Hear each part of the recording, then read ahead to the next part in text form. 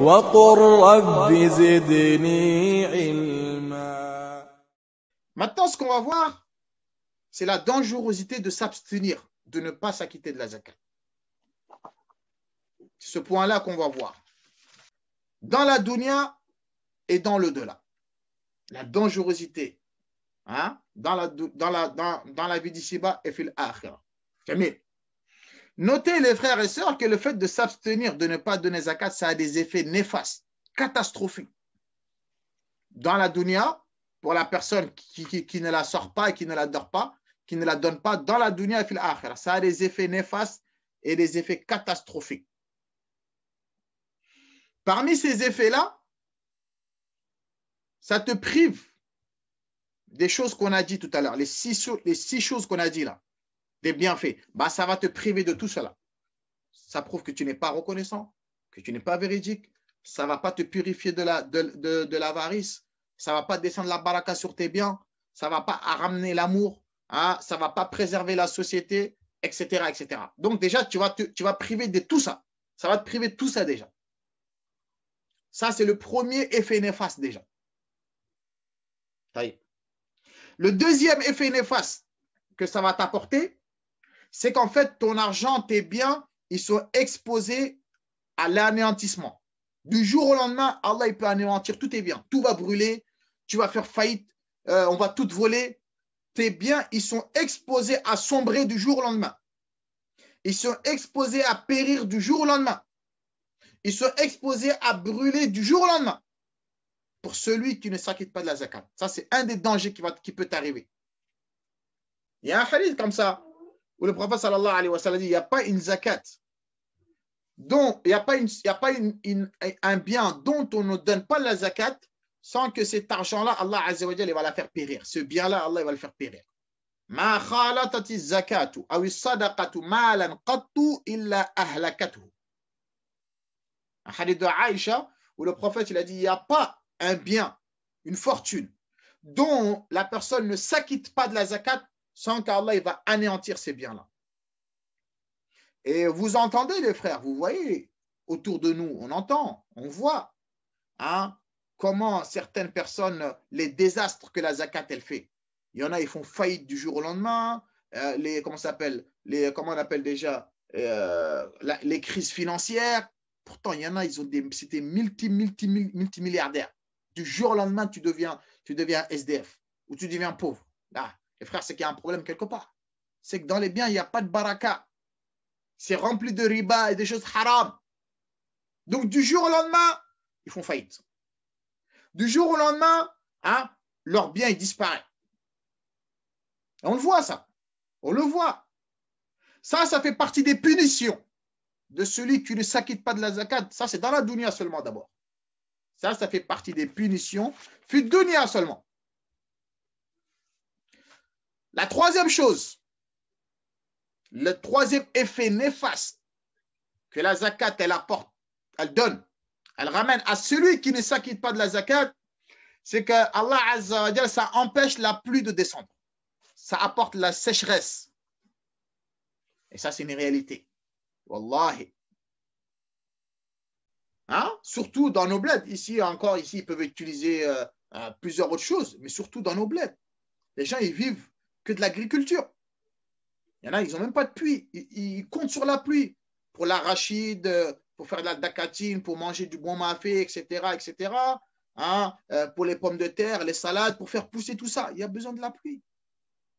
Eh bien oui, tout ce qu'on mange, on a besoin de la pluie. Même les arbres, ils ont besoin de pluie pour sortir pour l'oxygène et tout ce qui va avec. Les animaux, ils ont besoin de pluie pour pouvoir brouter dans les pâturages, etc. Ils ont besoin de pluie pour qu'il y ait de l'herbe à manger. Il faut la pluie pour faire pousser tout ça.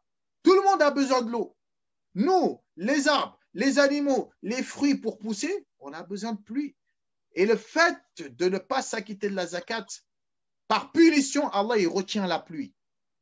Allahu Akbar. Il y a un hadith qui a été rapporté dans Ibn Majah, numéro 4019. Ça, c'est un des effets néfastes fi dunya d'abord. Le prophète sallallahu alayhi wa sallam, il a dit, Walam yamna'u zakata amwalihim. Le prophète il a dit, il n'y a pas un peuple, d'accord, qui ne s'acquitte pas de la zakat de leur fortune. Illa muni'ul qatra, sans qu'Allah Azza wa Jal il les prive de la pluie. Walam yamna'u zakata amwalihim illa muni'ul qatra. Il n'y a pas un peuple, vous les musulmans, si vous ne vous acquittez pas de la zakat, bah Allah Azza wa Jal il va vous priver de la pluie et vous serez frappés par la sécheresse. Le prophète sallallahu alayhi wa sallam, il a dit illa muni'ul qatra minas sama. Allah il va vous priver de la pluie et vous allez être frappés par la sécheresse. Et le prophète sallallahu alayhi wa sallam, il a dit walawla al-baha'im. Et si ce n'était pas les animaux, si ce n'était pas miséricorde pour les animaux, lam yumtaru, Allah il ferait jamais descendre la pluie. Pourquoi il fait descendre la pluie? Par miséricorde pour les animaux. Parce qu'ils n'ont rien à voir. Mais même les animaux, ils sont affectés de la sécheresse. On voit les animaux, ils meurent à cause de la sécheresse. Ça, c'est une des conséquences néfastes de la zakat, de ceux qui ne donnent pas la zakat. Le prophète, il a dit, si ce n'était pas les animaux, bah Allah, il n'aurait pas fait descendre la pluie. Tout ça, c'est pour nous faire réfléchir. Wallahi, ya jama'a, la zakat, c'est quelque chose de très, très important.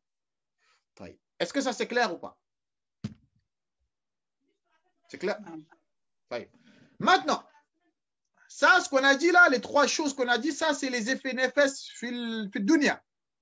Maintenant, quels effets néfastes elle va apporter fil akhira à celui qui refusait de donner la zakat par avarice ou je ne sais quoi? Allah Azza wa Jal, il nous dit dans la sourate 9, versets 34 et 35. Écoutez bien les frères. Écoutez bien les frères et sœurs. Ceux qui ne s'acquittent pas de la zakat depuis des années et des années, qui travaillent, qui gagnent bien leur vie depuis 10 ans, 15 ans, ils n'ont jamais sorti la zakat. Écoutez bien. Allah Azza wa Jal, il nous dit والذين يكنزون الذهب والفضة ولا ينفقونها في سبيل الله فبشرهم بعذاب أليم يوم يحمى عليها في نار جهنم فتكوى بها جباههم وجنوبهم وظهورهم هذا ما كنزتم لأنفسكم فذوقوا ما كنتم تكنزون والذين يكنزون الذهب والفضة. Et ceux qui préfèrent garder leur richesse, hein, leur trésor, l'argent, l'or et l'argent, parce que c'était les deux monnaies qui étaient les plus fréquents à l'époque. C'est pareil si c'est l'euro, dollar ou pound, tout ce que tu veux.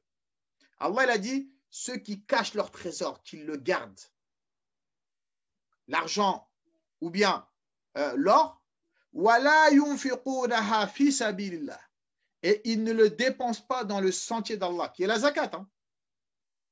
Ceux qui gardent leur trésor, ils coffrent leur argent, ils ont plusieurs comptes en banque dans les Caraïbes, je ne sais où, et ils ne le dépensent pas dans le sentier d'Allah, ils ne donnent pas le droit d'Allah et le droit des pauvres, qui est la zakat. Qu'est-ce qu'Allah Azza wa Jalla a dit? Fabashiruhum. Muhammad, annonce-leur à ces gens-là. Qu'est-ce que je vais leur annoncer? Bi'adhabin alim. Annonce-leur la nouvelle d'un châtiment douloureux qui les attend yawm al-qiyam. C'est quoi ce châtiment? Yawma yuhma alayha fi nari jahannam. Le jour où les trésors seront portés à l'incandescence. Mais ma'ana, toi tu as 15 000 euros, c'est un exemple, dans ton compte en banque, tu n'as jamais donné la zakat. Jusqu'à que tu es mort, tu t'es pas repenti. Bah, yawm al-qiyamah, on va prendre ces 15 000 euros là et on va les mettre dans le feu de l'enfer jusqu'à ce qu'elles soient portées à l'incandescence, jusqu'à qu'elle devienne jaune, blanc, jusqu'à qu'elle devienne chaude. Elle arrive à son paroxysme de chaleur. Qu'est-ce qui va se passer? Fatukwa biha jibahuhum. Ensuite, on va prendre ça comme un fer à repasser. Ton argent que tu as gagné et que tu as coffré et que tu as refusé de donner la zakat, Ce n'est pas moi qui parle, c'est un verset du Coran. Allah a dit, on va réunir tout cet argent-là, on va le plonger dans le feu de l'enfer, on va le faire ressortir comme des plaques et on va le faire passer sur ton front. Le feu de l'enfer, on va le faire passer sur ton front. Ton argent va se transformer en châtiment pour toi, mon frère et ma soeur. Wajibahuhum, et on va le faire passer sur ton flanc, sur ton front, sur ton flanc. Wazuhuruhum, et sur ton dos. Comme un fer à repasser. Là, je ne vous parle même pas. Là, on parle du feu de l'enfer. Juste le fer à repasser dans la dunya. Branche le fer à repasser, tu le fais chauffer et tu le mets sur ta main seulement. Là, c'est tout ton argent qu'on va réunir. Et on va le faire brûler dans le feu comme on fait. Vous avez vu quand on fait brûler l'or l'or, là, quand on fait brûler l'or jusqu'à qu'il devient en liquide. Vous voyez comment c'est, hein? Quand on fait brûler l'or, les lingots d'or, on les fait brûler jusqu'à qu'ils deviennent du liquide. Bah, ton argent, on va le jeter dans le feu de l'enfer, on va le faire brûler jusqu'à qu'il atteigne son paroxysme de chaleur. Ensuite, on le fait sortir et on va le faire passer sur ton front, on va le faire passer sur ton flanc et on va le faire passer sur ton dos. Qu'est-ce qu'ils vont dire les anges? Voilà le trésor que vous avez gardé pour vous-même. Ben voilà, c'est ce trésor-là. Maintenant, goûtez le châtiment. Ma kuntum taknizun. Goûtez cet argent-là que vous n'avez pas voulu profiter, vous n'avez pas voulu vous rapprocher d'Allah, vous n'avez pas voulu faire bénéficier les pauvres. Bah, goûtez maintenant ce châtiment-là, goûtez cet argent-là, goûtez ce trésor-là que vous avez caché. La ilaha illallah. Ton argent va se transformer en fer à repasser qui a été brûlé dans le feu de l'enfer, Jahannam. Le feu de l'enfer, je parle. Là, je ne parle pas du courant, de l'électricité, de la dunya. Cet argent-là, on va le mettre dans Jahannam et on va te brûler avec ton front, ton flanc et ton dos. La ilaha illallah. Ensuite, il y a un hadith qui est venu expliquer ce verset-là. Il y a un hadith qui a été rapporté dans Al-Bukhari, numéro 4565, et dans Muslim, numéro 987, un hadith d'Abu Huraira, radiyallahu anhu. Soyez très attentifs, les frères et sœurs. Surtout ceux qui ne s'acquittent pas de cette obligation, de ce butin. Allahu Akbar. Le prophète sallallahu alayhi wa sallam, il a dit: Ma min sahibi dhahabin wa la fidda la yuaddi minha haqqaha illa idha kana yawmul qiyamati suffihat lahu safaiha min narin فأحمي عليها من نار جهنم فيكوى جنبه وجبينه وظهره كلما بردت أعيدت له في يوم كان مقداره 50,000 سنة حتى يقضى بين العباد فيرى سبيله إما إلى الجنة وإما إلى النار نعوذ بالله. Qu'Allah nous en préserve. Le prophète sallallahu alayhi wa sallam, il a dit: il y a quiconque possède de l'or ou de l'argent ou bien possède une monnaie comparable à l'or et à l'argent, comme à notre époque, euro, dollar et ce que tu veux. Le prophète, il a dit: il n'y a pas une personne qui possède de l'or ou de l'argent, la yu'addi minha haqqaha, et qui ne donne pas le droit d'Allah, qui est la zakat, sur cet or-là ou cet argent-là, illa, sans que yawm al-qiyamah suffihat. Cet argent-là, on va le transformer en métaux. On va le transformer en métaux et on va le jeter dans l'enfer en plaques chauffées. Cet argent-là, on va le jeter dans l'enfer, ça va devenir des plaques, comme je vous ai dit, comme un fer à repasser. Qu'est-ce qui va se passer? فَأُحْمِيَ عَلَيْهَا فِي نَارِ جَهَنَّمَ. Le prophète dit qu'on va le faire chauffer dans le feu de l'enfer. Jusqu'à que ça atteint, jusqu'à que, Allah al-Musta'an, on ne peut pas décrire. Qu'est-ce qui va se passer? On va l'appliquer sur ton front, on va l'appliquer sur ton flanc, on va l'appliquer sur ton dos. Écoutez bien ce que le prophète il a dit. Kullama baradat. Et à chaque fois qu'elles refroidiront, à chaque fois que la plaque elle va refroidir, on va le faire rechauffer encore dans Jahannam. Vous imaginez ça, les frères? À chaque fois que la plaque elle va refroidir, on va la remettre dans le feu de l'enfer jusqu'à ce qu'elle rechauffe, elle brûle. On va la refaire repasser encore sur ton front et sur ton flanc. Mais ça, ce n'est pas pendant 1 minute. Hein. Ça, ce n'est pas pendant 10 minutes. Le prophète, il a dit pendant 50 000 ans. La ilaha illallah. Est-ce que l'argent, ça vaut le coup? Est-ce que ton argent, ça vaut le coup? Cet argent-là que tu as cherché dans le haram, halal, tu ne faisais pas tes prières à l'heure, etc. Cet argent-là, on va le brûler dans le feu de l'enfer, je parle. Ce n'est même pas les feux des volcans, le feu de l'enfer. On va te faire passer ça sur ton front, sur ton flanc, sur ton dos. Ce n'est pas une seule fois. Pendant 50 000 ans. Je ne suis pas en train de vous raconter des contes de fées. Ce sont des hadiths dont je vous ai donné les références. Pendant 50 000 ans. À chaque fois que ça refroidit, on remet. Voilà. Comme ça, il n'y a pas de répit, il n'y a pas de repos. Jusque ton châtiment, il va continuer comme ça jusqu'au jour où Allah il va juger entre les serviteurs. Toi, avant le jugement déjà, ça c'est un avant-goût pour toi. C'est juste un avant-goût. Tu n'es même pas encore rentré en enfer.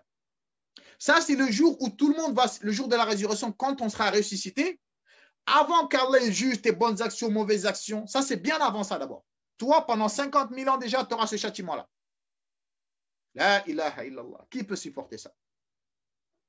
Ensuite, quand 50 000 ans seront passés, après maintenant, il y a le jugement qui va arriver. Le prophète, il a dit, Fayara sabilahu. Et bien à ce moment-là, qu'est-ce qui va se passer? À ce moment-là, il connaîtra son sort. Soit Allah, il va le pardonner après. Il va le faire entrer au paradis. Soit cela, 50 000 ans de châtiment, ça ne suffira pas. Il faut qu'il aille brûler encore en enfer. Ça dépend des gens après. Qu'Allah nous en préserve. Est-ce que la zakat 2,5%, ça vaut le coup de te faire châtier autant, mon frère et ma soeur? À toi de réfléchir. À chaque fois que ça refroidit, on va le refaire brûler pendant 50 000 ans. 50 000 ans. Vous savez c'est quoi 50 000 ans? Toi, tu es dans le châtiment total. Et cela n'a rien à voir encore avec l'enfer. Hein. Quand 50 000 ans sera passé, après maintenant, on va te juger. Si ces 50 000 ans de châtiment, ça a expié tes péchés, Allah il te fera miséricorde et te fera rentrer au paradis. Et si ces 50 000 ans de châtiment n'ont pas suffi, on va dire, vas-y, va faire un tour encore en enfer pour te laver tes péchés. Si tu es un musulman, bien sûr. La ilaha illallah. Ensuite, le prophète, il a cité ce verset-là. Tout de suite après ce hadith, le prophète, il a cité ce verset-là dans la Sourate 3, verset 180. Dans la Sourate 3, verset 180. وَلَا يَحْسَبَنَّ الَّذِينَ يَبْخَلُونَ بِمَا آتَاهُمُ اللَّهُ مِنْ فَضْلِهِ هُوَ خَيْرًا لَهُمْ. Allah Azza wa Jalla a dit que ceux qui gardent avec avarice les biens qu'Allah Azza wa Jalla, les dons qu'Allah leur a donnés par sa grâce, ceux qui gardent ces biens-là par avarice et qui ne donnent pas la zakat, qu'ils ne pensent pas que cela c'est un bien pour eux. Eux, ils pensent qu'ils sont malins. Ah, j'ai récolté beaucoup d'argent, je garde. Eux pensent que c'est un bien pour eux. Allah il a dit Bal huwa sharrul lahum. Mais bien au contraire, c'est un très grand mal pour eux. Mais ils ne savent pas. Sayutawwaquna ma bakhilu bihi yawm al-qiyam. Allah il a dit Azza wa Jal, on attachera autour de leur cou. Qu'est-ce qu'on va attacher autour de leur cou? On va voir ça dans le hadith juste après. Cet argent-là que tu as gardé, que tu as refusé par avarice de donner la zakat, cet argent-là, elle va se transformer en serpent. Ça n'a rien à voir avec ce hadith-là que je viens de dire encore. Ça, c'est encore autre chose. Cet argent-là, elle va se transformer en serpent. Et ce serpent-là, il va entourer ton cou, comme on va le voir tout de suite. La ilaha illallah. Notez le hadith et Inch'Allah, on va terminer par cela. Il y a un hadith qui a été rapporté dans Al-Bukhari, numéro 1403. Combien parmi nos mères, nos sœurs, ils gardent des lingots d'or ou de l'or qui ont des valeurs, mais ils n'ont jamais donné la zakat. La ilaha illallah. Imagine-toi, tu meurs ainsi, mon frère et ma soeur. Le prophète sallallahu alayhi wa sallam, il a dit dans Bukhari, numéro 1403. Écoutez bien ce hadith. Le prophète sallallahu alayhi wa sallam, il a dit Man atahu Allahu mal. Celui dont Allah azza wa jal, il a accordé une richesse. Il est aisé. Allah t'a donné les moyens. Falam yu'addi zakatahu. Et que tu n'étais pas acquitté de la zakat. Qu'est-ce qui va se passer? Muthila lahu shuja'an aqra. Le prophète sallallahu alayhi wa sallam, il a dit, on lui présentera un serpent géant. Hein? Comment ça s'appelle? Venimeux. Aqra. Ton argent là, il va se transformer en serpent. Yawm al-qiyam. C'est pas moi qui le dis, c'est un hadith. Le prophète sallallahu alayhi wa sallam, il a dit, je répète, que celui dont Allah azza wa jalla t'a accordé une richesse dont tu as les moyens de sortir la zakat, mais tu ne l'as pas fait parce que tu es radin, tu es avare, et pour toi, ce n'est pas une priorité. Bah, yawm al-qiyamah, cet argent-là, ils vont le transformer en serpent. Mais ce n'est pas les serpents de la dunya. Hein. Ce n'est pas les cobras de la dunya. Ça n'a rien à voir. Rien à voir. Un énorme serpent, un serpent géant. Et ce serpent-là, il est venimeux. Aqra, en arabe, quand il dit un serpent aqra, ça ne veut pas dire il est chauve. Aqra, à la base, c'est quelqu'un qui est chauve, hein, au milieu de la tête, là. D'accord? Aqra, pour un serpent, c'est tellement, il a du venin que sa tête, elle devient blanche. Le serpent, tellement. Et ça, dans la dunya, c'est les serpents les plus dangereux. Les serpents les plus dangereux, c'est ceux qui ont le plus de venin. Et leur venin, tellement il est rempli que sa tête, elle devient toute blanche, le serpent, là. Tellement il est rempli de venin. Le prophète a dit, c'est ce serpent-là qu'on va te ramener, mon frère et ma soeur. Et ce serpent-là, qu'est-ce qu'il va faire? Lahu zabibatan. Et ce serpent-là, il va t'encercler. Ce serpent-là, il aura de grandes glandes. Hein? Il aura des glandes. Et il va encercler ton cou. Qu'est-ce qui va se passer? Et ce serpent-là, il va te piquer. Hein? Il va te mordre ta joue et ta mâchoire. Il va entourer ton cou et il va te mordre et il va faire introduire ce venin-là, hein, dans ton corps. Ça, c'est bien avant que tu rentres encore en enfer. Et qu'est-ce que le serpent il va dire? Ana maluka, moi je suis ta richesse. Ana kanzuka, moi je suis ton trésor que tu as caché et que tu n'as pas voulu dépenser fils sabilillah, bah c'est moi ce trésor-là. Ce trésor-là, il va se transformer en punition, il va se transformer en serpent, ce serpent géant qui est rempli de venin, qui a une grosse gueule, une grosse tête. Ce serpent-là qui va t'entourer le cou, il va te mordre et te mordre pendant combien? Pendant 50 000 ans. La ilaha illallah. Est-ce que 2,5%, ça vaut le coup de subir un tel châtiment, les frères? Pour celui-là qui est doué d'intelligence, bien sûr. Ça, c'est la zakat concernant l'or et l'argent, le châtiment. Mais, comme on va le voir, la zakat, ce n'est pas que l'or et l'argent. Il y a la zakat du bétail, les moutons, les chameaux, d'accord, les vaches, les chèvres. Il y a la zakat de ça aussi. On va voir ça, Inch'Allah, la semaine prochaine. On détaillera ça là-bas. Bah, le prophète, sallallahu alayhi wa sallam, il a dit, parce que la richesse, ce n'est pas que l'argent. Hein. La fortune, ce n'est pas que de l'argent. Dans certains pays, la fortune, c'est d'avoir beaucoup de bétail. Dans certains pays, quand tu vas au Kenya, en Somalie ou autre, bah, la fortune, c'est quelqu'un qui a beaucoup de bétail. Bref, le prophète, il a dit kadhalika. Dans ce même hadith, le hadith, il est très très long. Il a dit, Yawm al-Qiyamah, celui qui possède du bétail, chameau, vache, mouton, etc. Le bétail dont on doit donner la zakat, car ce n'est pas tous les bétails qu'on donne la zakat. Il y a des choses bien précises. On détaillera ça la semaine prochaine. Et que toi, tu ne donnais pas la zakat de ce bétail-là, le prophète sallallahu alayhi wa sallam a dit, tout ce bétail-là que tu avais, que tu possédais, Yawm al-Qiyamah, ils vont tous venir te mordre. Ce n'est pas moi qui le dis, c'est dans le même hadith. Hein. Yawm al-Qiyamah, ce bétail-là, ils vont tous venir te mordre, du premier au dernier. Et ils vont te piétiner avec leurs pieds, ils vont te marcher dessus. Pendant 50 000 ans. 50 000 ans. Imagine-toi, je ne sais pas si vous avez déjà vu les chameaux. Tu as déjà vu les chameaux, Issa Nedal? Salman, tu as déjà vu les chameaux? Non. Tu as vu les dents qu'ils ont, les chameaux, Issa? Non. Imagine-toi, des dents, la hawla wa la quwwata illa billah. Ne mets même pas ta main dans sa bouche. Bah, ces chameaux-là que tu avais, ces taureaux-là, on va leur donner des cornes. Ils vont te cogner avec leurs cornes. Ils vont te mettre des coups de tête.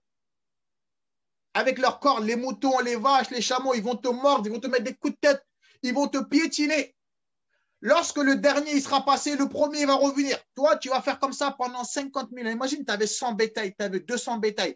Ils vont réunir tous ces 200 bétails que tu avais, tous ces 300 bétails. Ils vont tous venir, tous te mordre, tous te cogner, tous te piétiner. Lorsque le dernier il aura fini, on revient vers le premier. Pendant 50 000 ans. À cause de quoi? Parce que tu n'avais pas respecté ce troisième pilier de l'islam, qui est la zakat. La ilaha illallah. Pendant 50 000 ans. Qu'Allah nous accorde une bonne compréhension. Wallahi. Pour moi, c'était clair. Mais tellement j'ai reçu d'échos et de messages des gens qui négligeaient, qui disent ça fait 10, 15 ans, je n'ai pas donné la zakat. C'est là que j'ai pris conscience que, évidemment, il y a vraiment des musulmans qui s'amusent avec la zakat, qui pensent que c'est un jeu. Mais la zakat, c'est dangereux. Celui qui ne s'acquitte pas de la zakat, il y a ces conséquences-là qui t'attendent.